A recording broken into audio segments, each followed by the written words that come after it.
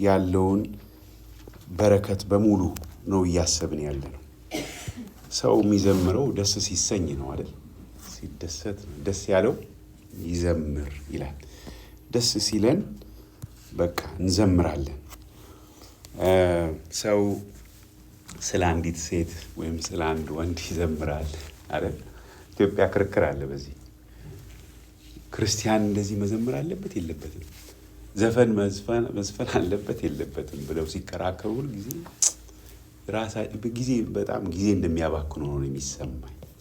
ምክንያቱም መዝፈን ያለበት የመሰለውን ሰው መዝፈን የለብህም በማለት ማስቆም አይቻልም። እንደዛ አይደለም የአዲስ ኪዳን ሕይወት። የአዲስ ኪዳን ሕይወት ከውስጥ ነው።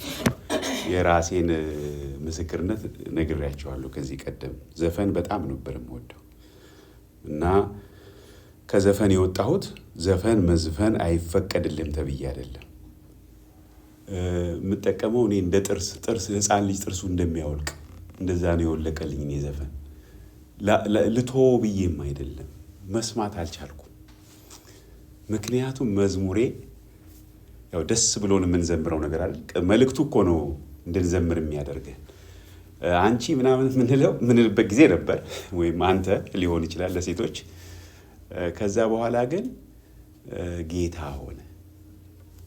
ደስ የምንሰኘው በጌታ ሆነ እና ስለዚህ አሁን እዚህ መዝሙሩ ላይ መዝሙሬ አንተ ነህ፣ መልእክቴም አንተ ነህ። ቶሎ ብዬ ለሰዎች ማብሰር ያለብኝ ነገር በቃ የምናገረው ማወራው ነገር ያለኝ አንተ ነህ። ሰንደቄም ጌታ አንተ ነህ። ሰንደቅ ምንድን ነው? ምልክት አይደል? ወይም ባንዲራ። ሰንደቄም አንተ ነህ፣ ለማውለበልበው ለሰዎች ማሳየው አንተ ነህ፣ ኢየሱስ አንተ ነህ። ስለዚህ ብሎ ቀጥሎ ይላል ዘማሪው፣ ታይልኝ። ልታይ ሳይሆን ታይልኝ። በመዝሙሬ ላይ ደስ ብሎኝ በኤክስፕሬስ በማደርገው ነገር ላይ አንተ ግነንልኝ።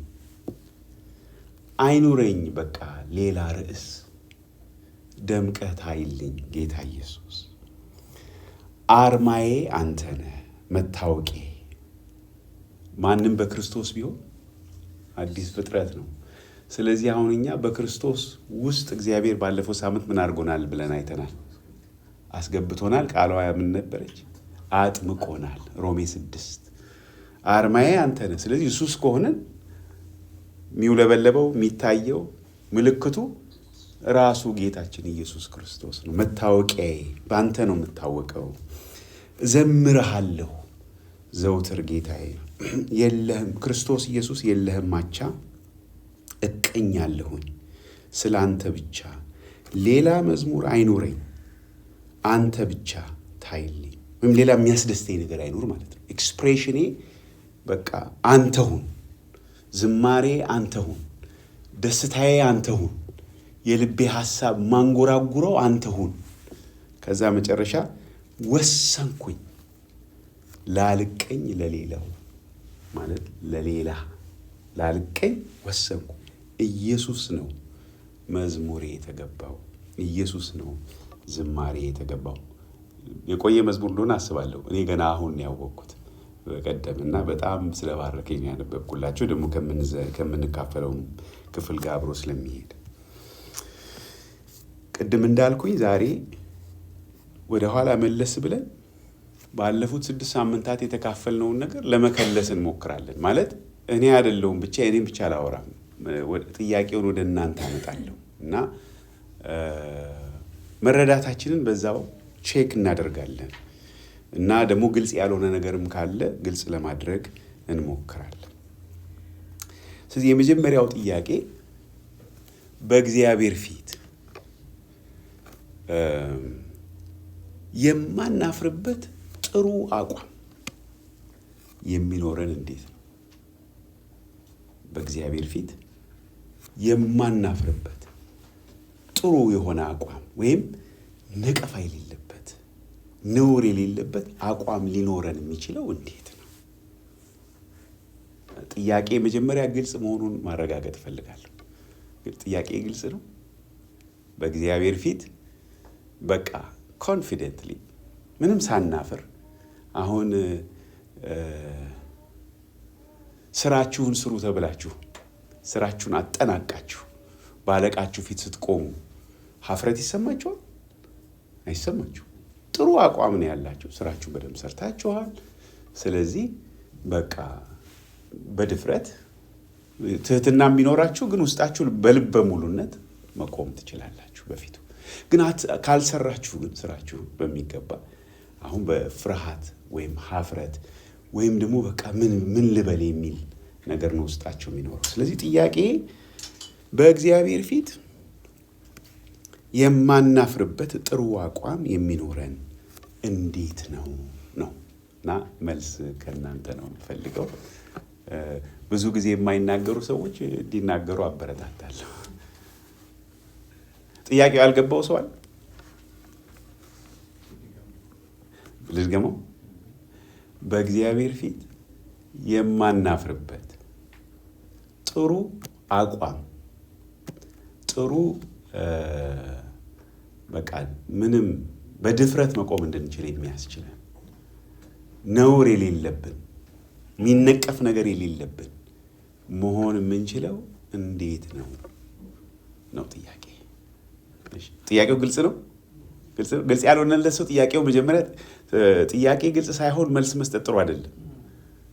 ግልጽ ያልሆነለት ሰው ካለ ግልጽ ያልሆነ ሳይሆን እሺ፣ ዳራው ኦኬ ማለት የት አካባቢ እንደሆነ መጽሐፍ ቅዱሱ ክፍል ነው። መጽሐፍ ቅዱሱ ሳይሆን የዚህ ምላሽ አሁን ይህንን አንድ ሰው ሲመልስ ከምን አንግል እንደሆነ ለእኔ እንደዛ ነው የታየኝ። ገባኝ። በቃ ለምሳሌ አሁን ከሻወር እንደወጣን ዝም ብለን ሰው ፊት መቆም እንደፍራለን? መልበስ አለብን አይደል? በእግዚአብሔር ፊት ነው ያልኩት፣ በሰው ፊት አይደለም። ማናፍርበት ጥሩ አቋም በቃ በድፍረት መቆም እንድንችል የሚያደርገን ነገር ምንድን ነው? እንዴት ነው እንደዛ መሆን የምንችለው ነው ጥያቄ። አሁንም ጥሩ ነው እንኳን አነሳህ። እንደዚህ ሌላ ይብራራ የሚል ሰው አለ ወይስ ግልጽ ነው? ግልጽ ነው። ማይክ ጥያቄውን ክላሪፋይ ለማድረግ ነው ለመልሱ። ቆይ ለጥያቄው መጀመሪያ ክሊር ነው። ክሊር ነው። እህት መዓዛ ክሊር ነው። ልጅሽን አይቼ ነበር ጥያቄ። እሺ አሁን መልስ ስንሰጥ በተቻለ መጠን ክሊሼ ሳንመልስ። ክሊሼስ በአማርኛ እንዴት ነው የሚባለው? ብሎ የተለመደ ነገር እንዲህ ነዋ ምናምን ዝም ብሎ የሆነ አብራራ ቢባል መልስ የለንም። ግን በትክክል እንመልስ፣ በደንብ እናስበው። ምንም ያልገባው ሰው እንዲገባው በሆነ መንገድ ለመመለስ እንሞክር። መጀመሪያ እጅ ያነሳች ሄለን ናት። ግን እስቲ ሄለን ከአንቺን ጀምር። እሺ እግዚአብሔር ጻድቅ ስለሆነ በእግዚአብሔር ፊት ምንም የሚያቆመን ድፍረት ወይም የሚያቆመን ጽድቅ የለም። ግን ኢየሱስ ክርስቶስ በሰራው ስራ በሱ በማመን በእምነት በእግዚአብሔር ፊት ኢየሱስ ማለት ጽድቃችን ሆኖ ፍትህ ወይም ትክክለኛነትን የሚያረጋግጥልን የመቆማችን ድፍረት የኢየሱስ ክርስቶስ በሰራው ስራ በዛ በማመን ኢየሱስ ክርስቶስ በሰራው ስራ በማመን። እሺ ሌላ በዚህ ላይ አሁን እንጨምር። ማይክ ኦኬ። እሱ ልጁን ከሰጠ በኋላ የእሱ ካደረገኝ በኋላ those who received him he gave the right to be children of God. እሱ ካለኝ በኋላ እሱን ሁሉ ይዤ በራሴ ቃል ምንም ነገር ምንም ማድረግ ይሄን አድርጊ ተከትዬው እንደዚህ ተከትዬው እንዲህ ታዝዤው ብዬ እንኳን መቅረባችን ከሱ በኋላ ትንሽ የሚቀርበው ፍቅር የእውነት ከወደድኩ ሊያዳፍረኝ ይችላል። እወድሃለሁ ልምጣ ብዬ እወጣለሁ። ፍላጎቱም ሊኖረኝ ይችላል። መዳፈር እንዲችል ይችላል። ግን ብቻዬን ያለ ኢየሱስ ፊልተር ያለ ኢየሱስ ደም ያለ ኢየሱስ ካሎሪ ነበር። እሺ ሌላ በዚህ ላይ ዳኒ ማለት በእኔ እሱ ትልቅ አምላክ ነቀፋ የሌለ አምላክ በመሆኑ በእሱ ፊት የሚቆምበት አቅም የለኝም። ግን በምሕረቱና በንስሐ በምሕረቱ ሆኖ በእሱ ፊት ከዛ ውጪ እኔ አሁን ምንም በሁሉም ምንም ሰው በምሕረቱና ምሕረቱን በማሰብ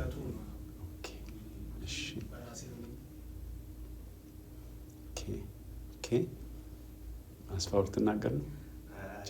ጌታችን ሄለን ተናገረች። ግን ጥያቄው ራሳችንን በእግዚአብሔር ፊት ራሳችን ስንቆም የሚል ሪፕሬዘንት የሚያደርገው ራሳችን በሌል እና ጥያቄው በእግዚአብሔር ጽድቅ የምንቆመው በራሳችን ምንም ነገር የለም። በዚህ 2-3 ሳምንት እንደተማርነው በክርስቶስ ኢየሱስ ነው እንጂ በእኛ ምንም ብናደርግ የእኛ ጽድቃችን ዜሮ። ስለዚህ በክርስቶስ ኢየሱስ በተደረገልን ድፍረት ካልሆነ በቀር በጌታ ፊት ሊያቆመን ልናወራ የምንችለው ምንም ነገር የለም። ለትማዛ አልተናገሪ ነበር። ሌላ ሰው አለ የሚጨምር እዚህ ላይ? እሺ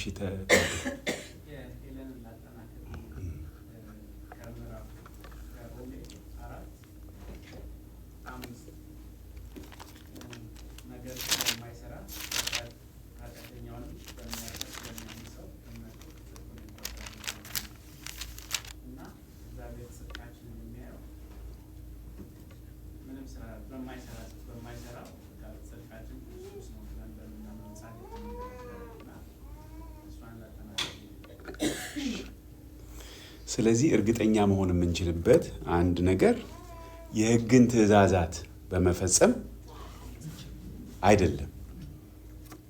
እንስማማለን። በዚህ የሕግን ትእዛዛት 10ቱን ትእዛዛት በመፈጸማችን አይደለም በእግዚአብሔር ፊት በድፍረት የምንቆመው። አንችልም በሱ መቆም ቢችል ኖሮ ሊቆም የሚችል አሁን መጽሐፍ ቅዱስ ውስጥ የምናነበው ጳውሎስ ግን በእሱም ራሱ የወደቀበትን ይነግረናል። ግን እንደው በሕግ ስላለ ጽድቅ የትእዛዛት መጠበቅ በጣም በጥሞና በጥንቃቄ ትእዛዛቶቹ ጋር ትኩረት በማድረግ ዙሪያ ያለ ነቀፋ ነበርኩ ይላል። ግን ውስጠኛውን ግን ሲመለከት ግን መመኘት ግን አትመኝ የሚለው እሱ ግን ምንድን ነው? በእንትን ጥሎኛል፣ አልቻልኩም መቆም ይላል። ስለዚህ የሕግን ትእዛዛት በመጠበቅ አይደለም። ይሄ ደግሞ ዳዊት ትዝ ይላችኋል፣ መዝሙር 32 ላይ አንብበን ነበር። መዝሙር 32 ቁጥር 5 ላይ እንደዚህ ይላል፣ ኃጢአቴን ላንተ አስታወቅሁ፣ በደሌንም አልሸፈንኩም፣ ለእግዚአብሔር መተላለፌን እነግራለሁ አሉ። ስለዚህ አስታወቅሁ፣ በደሌን አልሸፈንኩም፣ ለእግዚአብሔር መተላለፌን እነግራለሁ አልሁ። ይሄ ምንን ያመለክታል? ዳዊት ውስጥ ምን ሆነ ማለት ነው? ውሳኔ አይደል? ውሳኔ ምን ለማድረግ? ኃጢአቱን ለእግዚአብሔር መንገር። ስለዚህ መናዘዝ ማለት ነው አይደል? እናዘዛለሁ አልኩ፣ ኃጢአቴን በፊትህ እናዘዛለሁ አልኩ ይልና አንተም የልቤን ኃጢአት ምን አደረግ? ተውህልኝ። ይሄን ዳዊት ነው የሚለው እኮ ገና ጌታ ኢየሱስ ሳይመጣ በፊት ተውህልኝ። ስለዚህ ሲጀምር እዚህ መዝሙር 32 ላይ ምስጉን ነው ኃጢአቱ ይቅር የተባለ ሰው።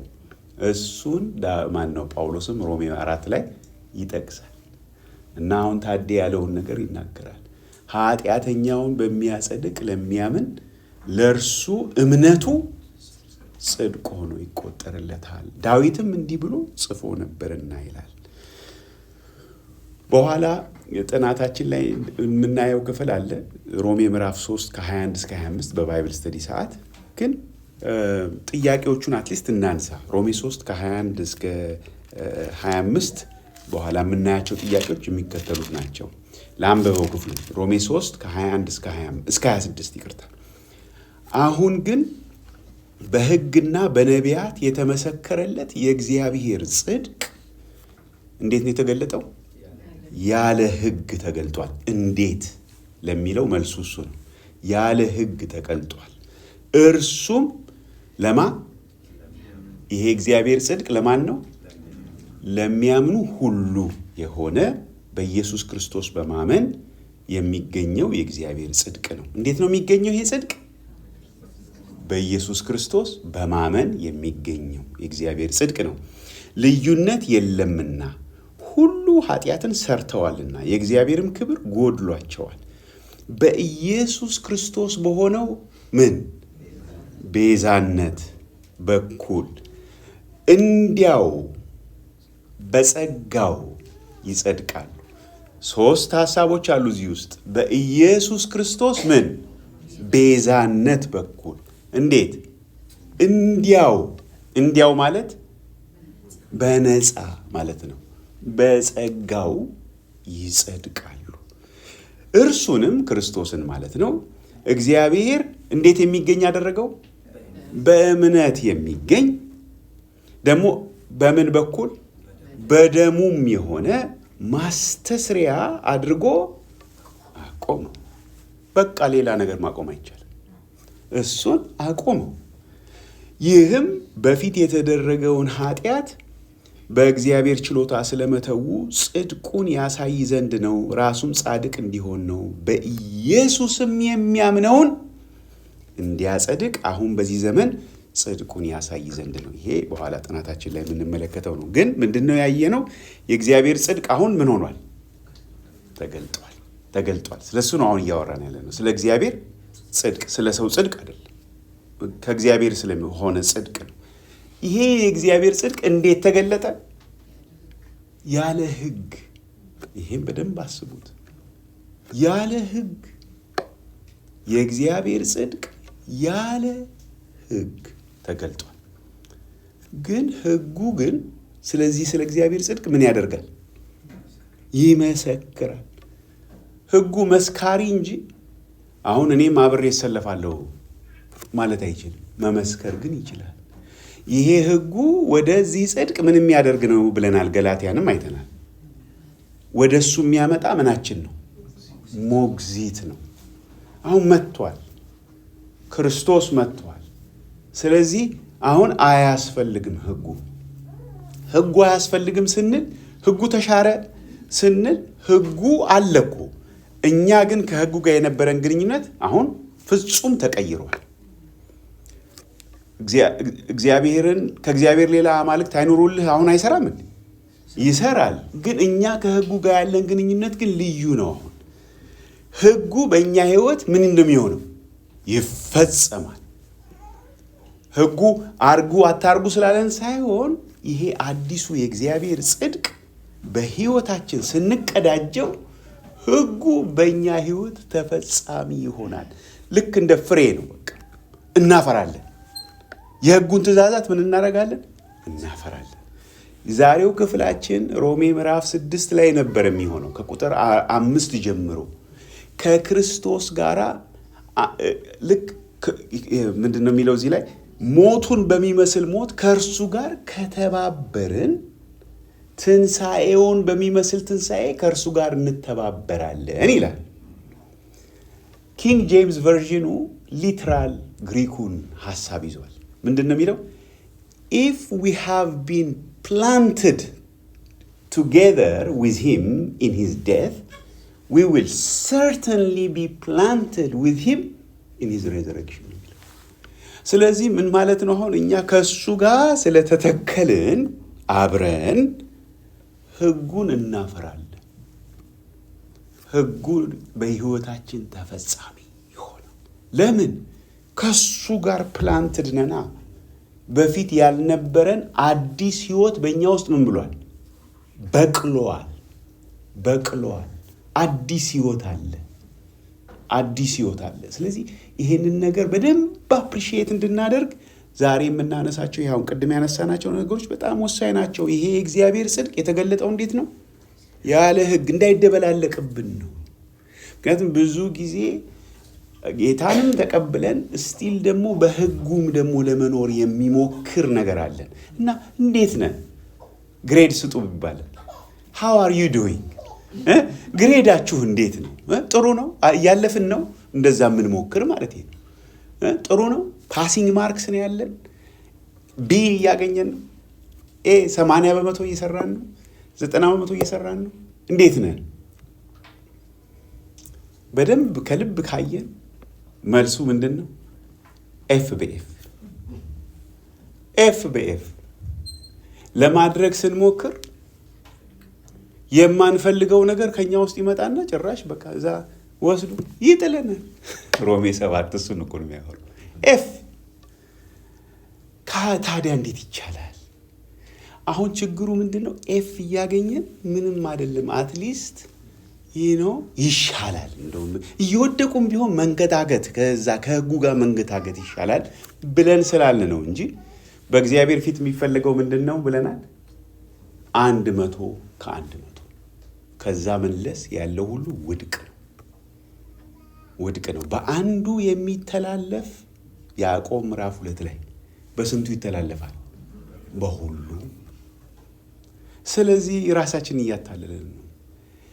ግን ይሄ ወደዚህ ወደ አብረን ወደ ተቀበርንበት አብረን ወደ በቀልነው ህይወት ውስጥ ገብተን ይሄንን የእግዚአብሔር የህይወት ኃይል ብንለማመድ አይሻለንም? የህይወት ኃይል፣ የመንፈስ ቅዱስ ኃይል ማለት ማንም ሰው እየመሰከረልን እኮ አለም፣ ራሳችን የምንመሰክርለት ራሳችን በህይወታችን ያለውን እጢ ሲነቅል የምናየው በህይወታችን ያለውን ጠማማ ነገራችን ሲያቃናው፣ ቀጥ ሲያደርገው፣ ጠንካራ ነገራችንን ሲያለሰልሰው የእሱ ኃይል ኖት የራሳችን አይደለም። ስለዚህ መቼም ቢሆን ምን አናደርግም? አንመካም። ግን እውነተኛ ፍሬ በህይወታችን እናፈራለን። እውነተኛ ፍሬ ማፍራት እንዳለብን ሁላችንም እናውቃለን። የመንፈስ ፍሬ ግን ምንድን ነው? ቅድም ማይክ ያነሳው ፍቅር፣ ደስታ፣ ሰላም፣ ትዕግስት፣ በጎነት፣ ራስን መግዛት፣ የዋሃት ምናምን ይልና እንደዚህ ያሉትን የሚከለክል ህግ የለም። ከህጉ በላይ ነው ሁሉ። ከህጉ በላይ ነው። ህጉ አትግደል ነው የሚለው። የመንፈስ ፍሬ ግን ትዕግስት ነው።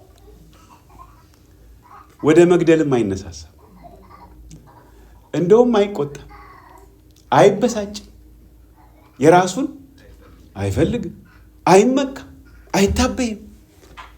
ሁሉን ያምናል፣ ሁሉን ተስፋ ያደርጋል። ይሄ እኛ እንደዚህ አይነት ፍሬ ለማፍራት ብናምጥ መቼም አናፈራም በራሳችን። ግን ውስጣችን ያለው ይሄ አዲሱ ህይወት ግን እንደዚህ የሚያደርግ ነው።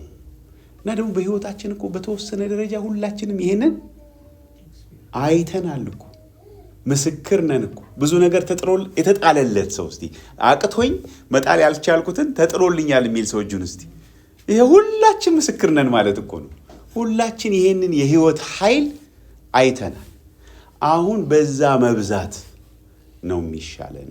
ስለዚህ ተመልሰን እንደገና የእግዚአብሔርን ጽድቅ በደንብ መመልከታችን ለዚህ ነው። ለዚህ ለእግዚአብሔር ጽድቅ የሚመሰክሩ ምስክሮቹ እነማን ናቸው? እነማን ናቸው? ለዛ ምዕራፍ 3 ቁጥር 21 ላይ ህግና ነቢያት። አሁን እዚህ ጋርም እንድታስቡበት እንድናስብበት እንዴት ነው የመሰከሩት ብለን እንድንጠይቅ ያስፈልጋል። እንዴት ነው ህግ የመሰከረው ስለ እግዚአብሔር ጽድቅ? እንዴት ነው የመሰከሩት ነቢያት ብለን ማሰብ አለብን። መልስም መስጠት አለብን። ምክንያቱም የእግዚአብሔር ጽድቅ ያለ ምስክር አይደለም። ከምስክሮቹ እንደውም ዋነኛው ምስክሩ ህጉ ነው። ህጉ ይመሰክርለታል። ይሄ እግዚአብሔር ጽድቅ በእምነት የሚገኘው ጽድቅ በህግ የሚገኘው አይነት ጽድቅ አይደለም ብሎ የሚመሰክርልን ህጉ ነው። ህጉ ይመሰክራል። እንዴት ይመሰክራል የሚለውን ማሰብ አለብን። ከዛ በኋላ ይሄ ጽድቅ ደግሞ ለማን ነው? ለሰው ሁሉ ነው? ለሚያምኑ ሁሉ ነው። ለሚያምኑ ሁሉ፣ ለሰው ሁሉ አይደለም። ለሚያምኑ ሁሉ ማለት ማንም ቢያምን ለእርሱ ነው። ማንም ቢያምን ለእርሱ ነው። እና የመጨረሻው ጥያቄ ደግሞ ይሄ ጽድቅ የሚገኘው እንዴት ነው? 4 ቁልፍ ሀሳቦች አሉ እዚህ ውስጥ። ምዕራፍ 3 ቁጥር 22 ላይ በክርስቶስ ኢየሱስ በማመን ይላል። ደግሞ ስለ ክርስቶስ ሲናገር ደግሞ በምኑ ነው ይላል? በክርስቶስ በሆነው ምን ቤዛነቱ የሚል ቃል አለ። ደግሞ እንዲያው የሚለውን አይተናል፣ በጸጋው። እና ደግሞ መጨረሻ ደግሞ ቁጥር 25 ላይ በእምነት የሚገኝ በምን የሚሆን በደሙም የሆነ ማስተስሪያ ነው። እሺ ይሄ የመጀመሪያው አካባቢ ያየነው ሐሳብ ነው። ከዛ ቀጥለን ምዕራፍ 5 ላይ ጥያቄ፣ የሁለተኛው ጥያቄ ይሄ ነው። ኃጢአት እንዴት ገባ ወደዚህ ዓለም? ምንንስ አስከተለ? ኃጢአትንስ እንዴት ብለን ዲፋይን እናደርገዋለን? እንዴት አድርገን እንገልጸዋለን? የሚሉትን ጥያቄዎች ለመመልከት እንሞክራለን። እስቲ መጀመሪያውን ኃጢአት እንዴት ገባ? መቅዲ በአንድ ሰው ባለመታዘዝ በኩል በአንድ ሰው ባለመታዘዝ ሮሜ ምዕራፍ 5 ቁጥር 12 ላይ የሚለውን ማለት ነው። ኃጢአት በአንድ ሰው ወደ ዓለም ገባ ይላል። ይሄ ኃጢአት የሚለውን እንዴት ነው የምንገልጸው ብለናል። ስንተረጉመው ታርጌቱን የእግዚአብሔርን ታርጌት መሳት ማለት ነው ብለን ተረድተናል። አሁን እኛ ኃጢአት ብለን ስናስብ የሚመጣልን መስረቅ፣ መዋሸት ምናምን እሱም ኃጢአት ነው አይደለም እያልን ያለ ነው። እሱ ታርጌቱን የሳቱ ሰዎች የሚያደርጉት ነገር ታርጌቱን መሳት ነው። አሁን የመጀመሪያው ኃጢአት አሁን ታርጌቱን መሳት ሃማርቲያ የሚል ቃል ቱ ሚስ ደ ማርክ የሚል ቃል ነው። ስለዚህ አሁን አዳምና ሔዋን እንዴት ነው ታርጌቱን የሳቱት ብለን ነበረ የተወያየ ነው። እስቲ እሱን ለመረዳት እንሞክር። ማለት በልተው ነው እሱን እናውቃለን፣ ግን እንዴት ነው አሁን ያ ታርጌት መሳት የሆነው ነው ጥያቄ።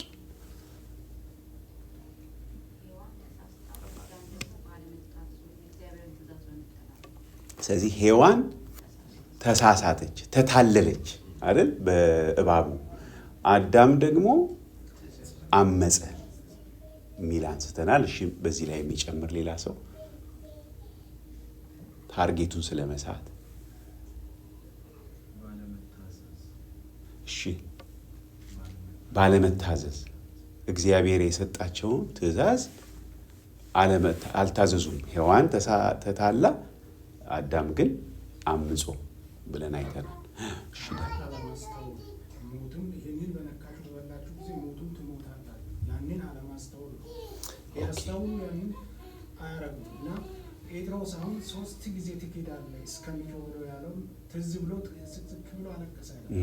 ያንንም አሁን እነሱ ይህንን በበላችሁ ጊዜ ሞትን ትሞታላችሁ ብሎ እግዚአብሔር ሲያስጠነቅቅ ያንን ቃል ካለማስተውል ነው። ባለማስተውል አሁን ይህን ሀሳብ ትንሽ እናዳብረው። አለማስተዋል የሚለው አለመረዳት ብንለው ለምሳሌ አለማስተዋል፣ አለመረዳት ደግሞ ሌላ ቃል እስቲ ሌላ ተጠቀሙ እስቲ። አለማስተዋልን አለመረዳትን የሚያስረዳ ሌላ ቃል አለመጠንቀቅ። እሺ የዚህ ሁሉ ግን ደግሞ መሰረት አለ። አለማመን ተነግሯቸዋል እኮ አለማመን። ማመን ከማስተዋል ጋር ዝምድና አለው፣ ከመረዳት ጋር ዝምድና አለው። አምናለሁ ብሎ ያመነውን በትክክል መግለጽ የማይችል ሰው ማመኑ ራሱ ጥያቄ ምልክት ውስጥ ይገባል። ምክንያቱም ይሄ እኔ ከእግዚአብሔር ፍቅር አንዳች ነገር እንዳይለየኝ በክርስቶስ ካለ ከእግዚአብሔር ፍቅር አንዳች ነገር እንዳይለየኝ ምን ሆኛለሁ ነው የሚለው ሐዋርያ ጳውሎስ። ተረድቻለሁ ይላል። ተረድቻለሁ ቃሉ እምነትን የምናገኝበት ፒስቲዮ የምትለዋ የግሪክ ቃል እሷው ናት። ተረድቻለሁ ሲል ኮንቪንስድ ነኝ፣ ኮንቪክሽኔ ነው ይሄ። ልክ አሁን እምነት ተስፋ ስለምናደርገው ነገር ምን ያደርጋል? የሚያስረግጥ የማናየውን ነገር። ስለዚህ ማመን ማለት መረዳት ሁሉ አለው ውስጡ። መረዳቱ ግን ዝም ብሎ ሂሳብ 1 ሲደመር 1 ይሆናል 2 በሚለው አይነት ዝም ብሎ ሎጂካል ጀስት አለ አይደለም እንዲሁ አእምሯችንን ማመክንዮአችንን በመጠቀም ብቻ የምናገኘው አይነት መረዳት አይደለም። ምን ይጠይቃል? መገለጥ ይጠይቃል። ያ መረዳት ያ ማመን ሰው ውስጥ ሲሆን ታርጌቱ ላይ አሁን እግዚአብሔር ነገራቸው። በበላችሁ ጊዜ ሞትን ትሞታላችሁ። እነሱ ስለ ሞት ራሱ አያውቁም። ሞት ሆኖ አያውቅማ። ስለዚህ በማያውቁበት ውስጥ ይሄ ትእዛዝ ተሰጥቷቸዋል። አሁን ያላቸው አንድ ነገር ብቻ ነው። ይሄን ትእዛዝ የሰጣቸውን ምን ማድረግ? ማመን ብቻ። ስለዚህ ክፉ ወደ እነሱ ሲመጣ አያችሁት አይደል? ተንኮለኛ የተባለው ለዚህ ነው። ለመሆኑ እያለ ቀስ በቀስ ምን ሲያደርጋቸው ነው የምናየው? ሌላ ቃል አለ የምንጠቀመው፣ ሲያግባባቸው ነው የምናየው አይደል? ሲያግባባቸው ቀስ እያለ ተከልክሏል። ለመሆኑ በገነት ካለው ዛፍ ሁሉ እንዳትበሉ እግዚአብሔር ከልክሏልን ሲል ስለ እግዚአብሔር በአእምሯቸው ውስጥ እየሳለ ያለው ስዕል አለ። እንደዚህ አይነት ነገር የሚያደርጉ የምታውቋቸው ሰዎች አሉ? በሆነ ሙያ ውስጥ ያሉ ሰዎች። ምን አይነት ሙያ ውስጥ ያሉ ሰዎች? ሴልስ ፒፕል እንደዚህ ነው የሚያደርጉት። መኪና ልትገዙ ስትሄዱ ባልና ሚስት ሆነው አብራችሁ ከሄዳችሁ ሴልስ ማኑ ትኩረት የሚያደርገው ብራዘር ሶሎሞን እዚህ ቢኖር ይነግረን ነበር። እሱም ስለነበረ ማለት የሴልስ ማን ወደ ማን ነው የሚያዩት? በዋነኛነት ወደ ሚስትየዋ ነው። እሷ ካመነችበት ቻንሲስ ጉድ፣ እሷ ኮንቪንስ ታደርገዋለች ባልየውን። ስለዚህ እሷን ነው የሚነግራት። እንደዚህ ሆኖ አሁን እዚህ ጋር ታያላችሁ። የሚያግባባው ባቡ ማንን ነው? እሷን ነው። ምክንያቱም የሆነ ቨልነረብል የመሆን ነገር አለ ማለት ነው። ሳምሃው ይህን ማወቅ አለብን። ቨልነረብል መሆኗ አይ ነው አትሆንም ምናምን ብለን ራሳችን እንዳናታለን። ትሆናለች። እንግዲህ የመጽሐፍ ቅዱስ ቃል ባይሆንም የተለመደ አንድ አባባል አለ። የሰው ጥንካሬው ራሱ ምኑ ነው ይባላል? ጥንካሬው ድካሙም ነው። our strength is also our weakness። እንግዲህ ሔዋንን ለዛ ያጋለጣት የሆነ በተፈጥሮ እግዚአብሔር የሰጣት መልካም ነገሯ እንደዚህ አይነት ነገር ላይ ስትመጣ vulnerable ያደርጋታል። ሰውየው ደግሞ እንደዚህ ባታታለሉትም እሱ ደግሞ አመፀኛ መሆን ይችላል። እያወቀ ጥሶ መሄድ ይችላል ሰውየው። ወንዶች እንደዚህ እንግባባለን። ጥሶ መሄድ ይሄ ወንድ ነው፣ ሴቶች ሌላ ነው። ስለዚህ አሁን ቁም ነገሩ ምንድን ነው? ዞሮ ወንድም ሴትም የሰይጣን ዓላማ ምን እንድናደርግ ነው? ዓላማውን እንድንስት።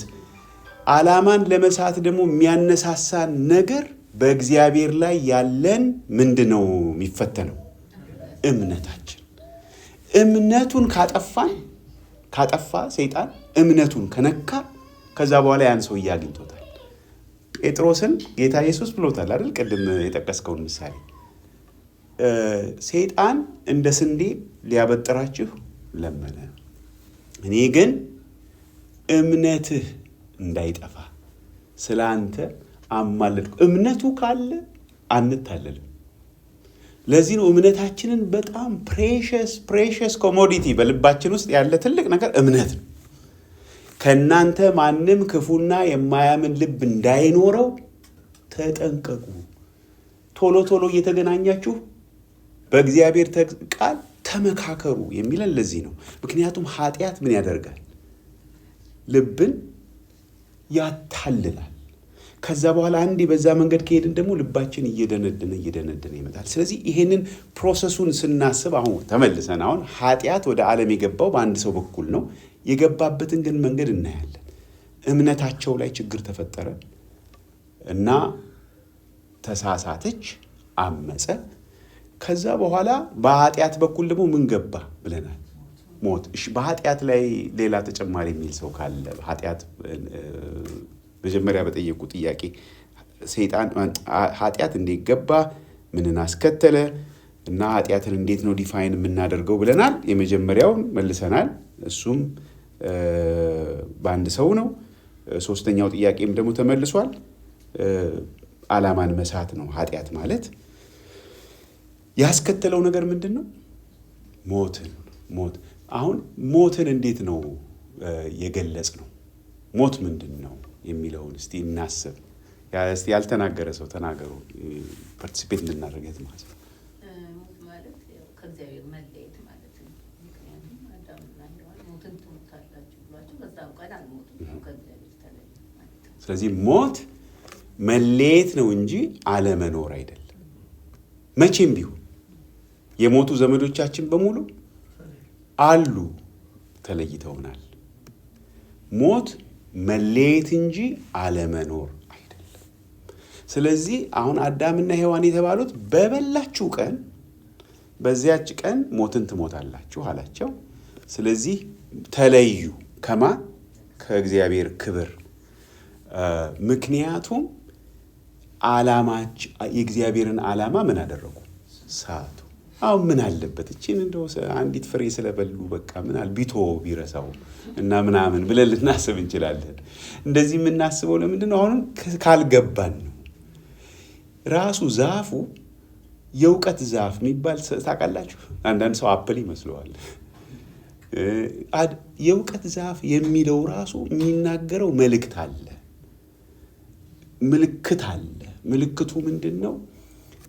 ሰይጣን ምን ብሏቸዋል? እባቡ ምን ብሏቸዋል? በበላችሁ ጊዜ ተስፋ እኳል እንደ ዓይናችሁ ይከፈታል፣ እንደ እግዚአብሔር ትሆናላችሁ። ውሸትንም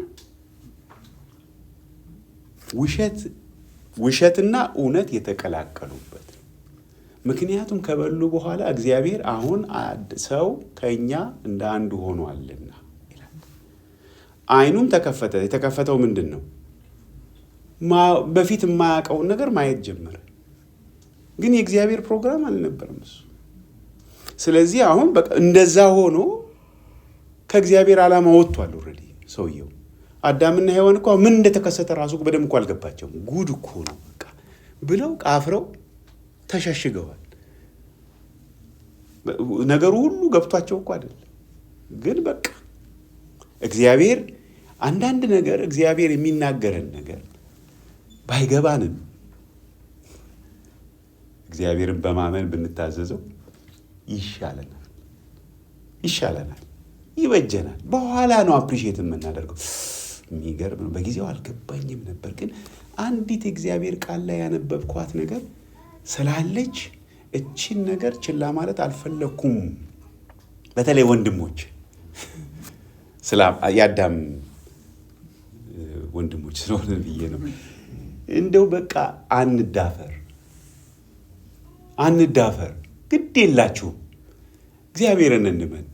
የተናገረን ነገር ካለ እሱ የተናገረን ነገር እንደው ሴንስ አልሰጥ ቢለንም ለመሆኑ ለምንድን ነው እንደዚህ ያደረገው ምናምን የምንለው ነገር ቢኖረንም እግዚአብሔር ቃል በግልጽ በሚናገረው ነገር ላይ ጥሰን አንዳፈር። እግዚአብሔርን እንፍራ። እህቶችም ደግሞ በሀሳባችን ለሚመጣ ለተለያየ ነገር ኢዝሊ ጊቪን አናርግ። ቃሉ የሚለው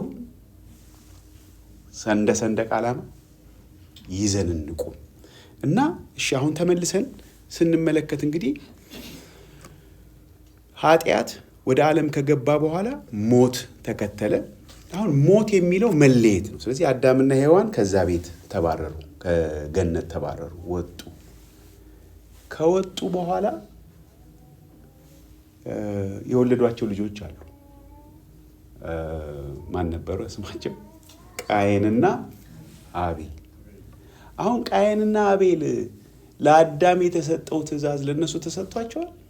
አትብሉ የሚል ነገር የለም። ኦልሬዲ ያ ከዛማ ወጥተዋል። አሁን የዚህ አይነት ትእዛዝ የለም። ቃየንና አቤል ኦልሬዲ ማርኩን በሳተ ማህበረሰብ ውስጥ ነው የሚኖሩት። ከእግዚአብሔር የተለየ ማህበረሰብ ውስጥ ነው የሚኖሩት። እንግዲህ አሁን ከእግዚአብሔር ተለይቶ መኖር እንደው ምን ያጎላል? ሰው እንኳን ሲሞት በጣም ያጎለናል ምናምን እንላለን። እንደው መሞቱ በቀደም ቀብር ስነስርዓት ቪዲዮ ላይ አይ ነበር እና እሷማ ወደ ጌታዋ ሄዳለች እኛን አጎደለችን እንጂ አሉ ተነስተው ስለዛች እህት ሲናገሩ። እንደው በቃ እግዚአብሔር እንደው ከእግዚአብሔር ተለዩ፣ እንደው በቃ ብቻቸውን ሆኑ። ብቻ እኮ አይደለም ያለ እግዚአብሔር እኮ ማለት ያለ እግዚአብሔር ምን ማለት ነው? ሲያስቡት ከእግዚአብሔር ተለይቶ መኖር ይሄ ዓላማን መሳት ብቻ እኮ አይደለም፣ የሞት ሞት ነው። ምክንያቱም እግዚአብሔር ነው ለሰው የሚያስፈልገው። ከአምላኩ ጋር አብሮ እንዲኖር ነው ሰው የተፈጠረው። ከአምላኩ ውጪ አያምርበት፣ ስራው ሁሉ አይጥም፣ ብልሽት ነው የሚወጣው። በቃ ሰው ጀስት ጊዜ ብቻ ስጡት። እንደው ሰው እንደው ከቤተሰብ እንኳን አሁን ለምሳሌ ወጥቶ አንድ ኮሌጅ ሲገባ እንበል ወጣት ልጅ ወላጆቹን አልሰማ ብሎ ከመጥፎ ጓደኞች ጋር ሀንጋራውን ማድረግ ከጀመረ እንዴት ነው? ቀስ በቀስ ምን እየሆነ ይመጣል? እየተበለሻሽ አይደል? ሩት ጓደኞች አሏት ሳ ብልሽት እያለ ነው ህይወታቸው ይመጣው። ብልሽት ለምን? እነሱ እንበላሽ ብለው ነው። ራሱ ምኑ አሶሲዬሽኑ ምን ያደርጋል? ያበላሽ። ባድ ካምፓኒ ኮራፕትስ ጉድ ሞራልስ ይላል። ስለዚህ መልካሙን ጠባይ እያጣ ከማን ጋር ስለሆነ? ከመጥፎ ሰዎች ጋር። ብዙ ጊዜ ወላጆች የኔ ልጅ ግን ይላሉ፣ አጥፍቶ እኮ ነው የኔ ልጅ እንትን መጥፎ ጓደኞች ገጥሞ፣ እሱ ከሆነስ መጥፎ ጓደኛ፣ እሱ ከሆነስ የሚያበላሸው ያው የሰው ነገር ነው። ግን ዞሮ ጥሩም መጥፎም በአንድነት ያለ እግዚአብሔር አያምርበትም። እየተበላሸ ስንት ጊዜ ፈጀ? አሁን አዳምና ሔዋን ቃየንና አቤልን ወልደው ከስንት ጊዜ በኋላ ነው ችግር መታየት የጀመረው? በጣም በትንሽ ጊዜ ውስጥ ሁለቱ ወንድማማቾች ነገ የለም እንጂ ማን ነው ሁለት ወንድ ልጆች ታዴ ሁለት ወንዶቹ ልጆች አስብ። ሁለቱ ልክ አንድ ኢትዮጵያ ውስጥ አንድ የሆነ ቪዲዮ እያየው አንድ ምስክርነት ሲሰጣ ነጭ ነው ሚሽነሪ የነበሩ ሰዎች ናቸው። የሆነ ገጠር ውስጥ አለ ሁለት መኪና ነበራል እሱ በነበረ ጊዜ እና ሁለቱ መኪናዎች ተጋጩ። ይሄን ምስክርነት ሰምታችኋል? ሌላ መኪና እኮ የለም። ሁለቱ ምንድን ነው እሱ ነገሩ? ሁለቱ አንዱን ገደለ። በቃ እንደዚህ ነው። በቃ ከእግዚአብሔር ከተለየን አያምርብን። የሞት ፍሬ ከእግዚአብሔር የተለየ ሰው ፍሬ ይኸው። ከዛ እየባሰ ነው የሚመጣው። ቃሉም ሲናገር ምን ይላል? በኃጢአት በአንድ ሰው ወደ ዓለም ገባ፣ በኃጢአትም ሞት፣ እንደዚሁም ሁሉ ኃጢአትን ስላደረጉ ሞት ለሰው ሁሉ ደረሰ ይላል። ምክንያቱም ኃጢአትን ማድረግ በቃ ምርጫ የለም። ከእግዚአብሔር የተለየ ሰው የሚያደርገው ነገር ሁሉ ኃጢአት መሆኑ አይቀርም። ከእግዚአብሔር አንጻር ሲታይ ማለት ነው፣ ሚስ ያደርገዋል። ስለዚህ አሁን እግዚአብሔር ይሄ ሰው ኃጢአትን እንዲያውቅ ስለፈለገ እንዲገባው መላ አበጀ፣ መንገድ አበጀ፣ ሰው ኃጢአቱን እንዲያውቅ። ምክንያቱም አሁን ቃየን እንኳን ወንድሙን ገሎት ወንድም የት ነው ሲለው እኔ ወንድሜ ጠባቂ ነኝ። አሁን ይሄ ምን ትሉታላችሁ? ቃል እስቲ ስጡ። ምንድን ነው? እኔ ወንድሜ ጠባቂ ነኝ። ትዕቢት፣ ሌላ አመፀኛነት፣ ነፍሰ ገዳይነት፣ ማን አለብኝነት፣ ይሄ ሁሉ ቃየንን ማን አስተማረው? ይሄ ከእግዚአብሔር መለየት እንዲህ ነው የሚያደርገን። ለዚህ ነው ባይዘዌ የቅዱሳን ህብረት ያስፈልገናል። ሁሌ ከቅዱሳን ጋር መገናኘት፣ መመካከር ሁሌ ቶሎ ያስፈልገናል። ምክንያቱም ከቅዱሳን ሰው ሲለይ ብቻዬን ግድ የለም አያስፈልገኝ ማለት ሲጀምር የሆነ ነገር አለ ማለት የሆነ ምንትኑን ዓላማውን እየሳተ ነው። የግድ እኛ ጋር ይምጣ እያልኩ አይደለም።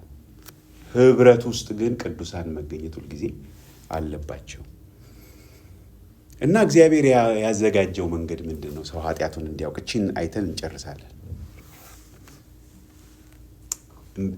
እንዲታወቅ ኃጢአት ታዴ ህግ ሰጠ። ስለዚህ ህጉ አታምልክ፣ ሌሎችን አትስረቅ። አትስረቅ የምትሉት ማንን ነው?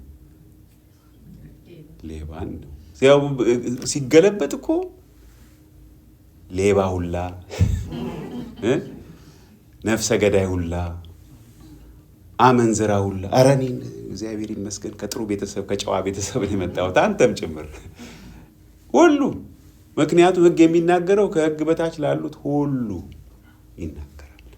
አፍ ሁሉ ምን ይሆን ዘንድ ይዘጋ ዘንድ፣ ዓለምም ሁሉ ከእግዚአብሔር ፍርድ በታች ይሆን ዘንድ። ስለዚህ ህጉ ሲመጣ አሁን እንድናየው እንድንቆጥረው ኃጢአታችን ጋር እንድንተዋወቅ እግዚአብሔር ይህን አደረገ እንጂ አትስረቅ የሚለውን ላለመስረቅ በመሞከር በእግዚአብሔር ፊት በቃ ትክክለኛ መሆን የሚቻል አይደል።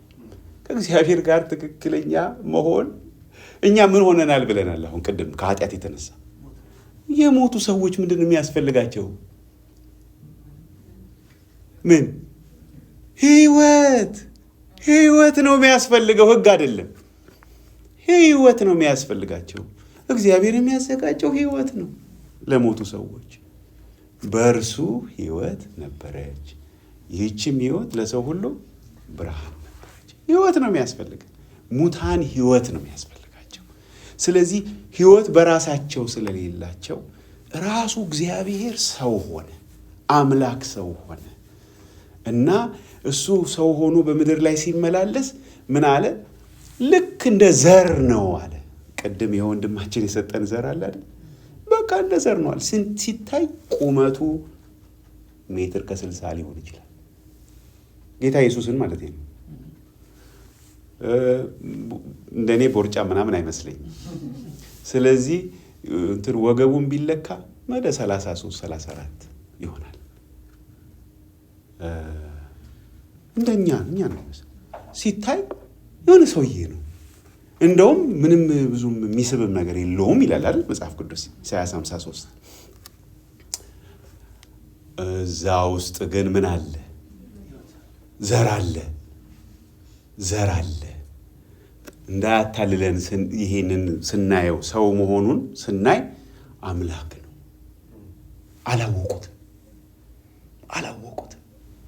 አይናቸው ካልተከፈተ በስተቀር አላወቁትም። እስካሁን ድረስ የመጣላቸው ሰዎች አላወቁም። እስካሁን ይቺ ስንዴ ካልሞተች በስተቀር ብቻዋን ትቀራለች እያለ ለፈፈሱ ጌታ። የስንዴ ቅንጣት ካልሞተች ብቻዋን ትቀራለች፣ ብትሞት ግን ብዙ ታፈራለች። ስለዚህ የሰው ልጅ ምን ሊሆን ይገባዋል እያለ ነበር የሚሰብከው ከመጀመሪያ ጀምሮ። ሊሰቀል ይገባዋል እና እርሱ ከሞተ ብቻ ነው ህይወቱ ወደኛ የሚመጣው። ስለዚህ ያ ዝርዝሩን እናውቃለን፣ ግን ዋና ትልቁን ሐሳብ እንድናየው ሰው የሚያስፈልገው ህይወት ነው፣ ህግ አይደለም። ህግ ምንም አይረዳንም። ህግ ማለት ልክ እንደ መስተዋት ነው። አንድ ሰው በቦክስ አፍንጫውን ተመቶ አፍንጫው ተጣሞ መስታወት ላይ ሄዶ ሲያየው ተጣሞ እያየው በጣም አተኩሮ ቢያይ አፍንጫው ይስተካከላል? አይስተካከልም። ህጉ እንደዛ ነው። መርዳት አይችልም። ህጉ በቃ ጀስት ማሳየት ብቻ ነው። ያሳየንና ተስፋ ያስቆርጠናል። ይሄ ሃይማኖተኛ ጨዋታ የምንጫወተውን ሁሉ ያጋልጥብናል። ውሸታምነታችን፣ ግብዝነታችንን ሁሉ ያሳየናል። ከዛ ይሄ ያገለደምነውን ባለፈውም እንዳነሳን ቅጠሉን ሁሉ ይሄ ዝም ብሎ ነው። እኛው ያቀጣጠልናትን ነገር ሁሉ አራግፈን ከዛ እግዚአብሔር የሚሰጠውን ልብስ እንድንለብስ የእግዚአብሔርን ጽድቅ ኢየሱስን እሱ ነው የሚያስፈልገን። ልጁ ያለው ህይወት አለው፣ ልጁ የሌለው ህይወት የለው። ኢየሱስ ነው ለኛ ሁሉ ነገራችን። እንደዛ መዝሙር ሀና የምትወደው መዝሙር መልስ ነው ለመኖር በዓለም መልስ ነው ለጥያቄ ሁሉ መልስ ነው። ጠፋኝ አምነን ካመን ነው ኢየሱስ መልስ ነው። እዚህ ህይወት ነው የሚያስፈልገን። ስለዚህ ጌታ ወደ ኢየሱስ ያመጣን ዘንድ ሕጉን ሰጠን። ሽምድምድ አርጎ ትዕቢታችን ትምክህታችንን ሁሉ እንዲያስጥለን። ግን አሁን ተመልከቱ፣ ሕጉን በጥሞና ያላየ ሰው ግን አሞኬ ይላል። አሞኬ እንደነንትና አይደለሁም እያለ ራሱን ከሌሎች ጋር ያነጻጽራል። በዚህ ሐሳብ ሰዓታችን ስለደረሰ በዚህ ሐሳብ ልጨርስ። ሰሞኑን ስለ ጤና እየሰማሁ ነበር እና ስለ ጤና እየሰማሁ ጥሩ የጤና መለኪያ ምን እንደሆነ ከዚህ ቀደም ሚሚ ትዝ ይላችሁ እንደሆነ ወንድሞች ትዝ ይላችሁ ከሆነ አንድ ቀን እዚህ ጋር ኮፊ የምንጠጣበት ጋር ሚሚ ነይ አልኳት፣ ሐኪም ስለሆነች። አሁን ለእኛ ለወንድሞች ለጤናችን እንደው አንድ ብቻ ሁለት አይደለም አንድ ብቻ ምክር ስጪ ብትባይ ምንድን ነው የምትይን ብዬ ስጠይቃት ትዝ ይላችሁ። ይህን ስጠይቅ ወንድሞች ታዲያ አለ በቃ ኦኬ የት ሄዱ እነኛ ወንድሞች ጠየኳት። ከዛ ዝም አለችና ቦርጫችሁን አጥፉ አለች። አንዱ ምክር ማለት ነው። ከዛ አሁን ከብዙ ዓመታት በኋላ ሆይ ጉድ እንዴት ትክክል ናት አልኩኝ። አሁን ሰሞኑን ሲገባኝ ማለት ነው ሚስጥሩ።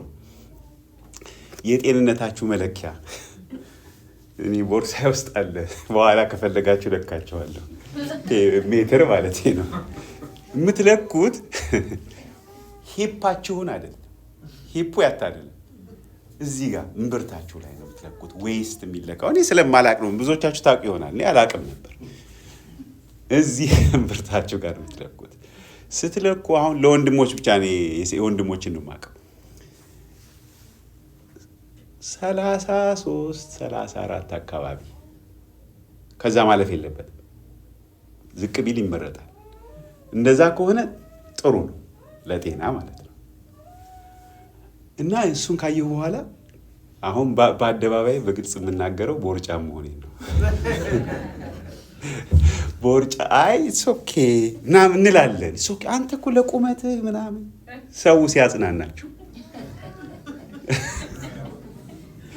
ያው ገብቶኛል ወገኖቼ። ቦርጫም ነኝ።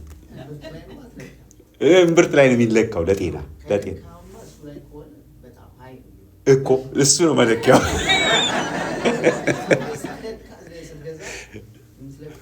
ወገብ እዚህኛዋን ሂፕን ገብቶኛል። ለሱሪው አይደለም ለጤና እዚህ ላይ ነው የሚለካው። ግድ የለህም በደንብ ቼክ አድርጌ እና እኔ አሁን አይደለሁም እያልኩ ራሴን ማታለል አልፈልግም። በቃ ቦርጫም ነኝ ብዬ ነው የማወራው። በቃ ቦርጫም ነኝ። አሁን በወርጩ የሚወገድበትን ነገር ትኩረት ሰጥቼ መስራት አለብኝ ነው። ሕጉም እንደዛ ነው ልላችሁ ነው። በጥሞና ካየነው በደንብ ያሳየናል። ግን የሚያሳየን ራሳችን እንድናጸዳበት አይደለም፣ በጌታ ወደ ጌታ እንድንመጣ ህይወት ነው የሚያስፈልገን።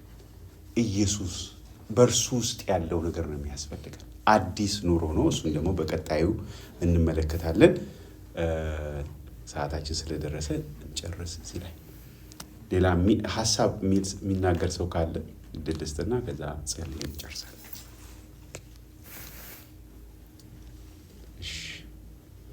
እንጸልይ። እግዚአብሔር አባታችን ስምህን ከፍ ከፍ እናደርጋለን። ኢየሱስን ስለሰጠህን እናመሰግናለን። ምንም እኛ ልንከፍለው የማንችለው ዕዳ ነው። ኢየሱስን ህይወት፣ ኢየሱስን ጽድቅ፣ ኢየሱስን ቅድስናችን፣ ኢየሱስን ቤዛነታችን፣ ኢየሱስን ጥበብ፣ ኢየሱስን መንገድ፣ እውነት፣ ኢየሱስን ሁሉ በሁሉ አድርገህ ስለሰጠህን እናመሰግናለን። አቤቱ በህይወት እንድንበዛ የጥበብና የመገለጥን መንፈስ እንድትሰጠን እንድናስተውል እርዳን። ክብር ሁሉ ለስምህ ይሁን፣ በጌታ በኢየሱስ ስም አሜን።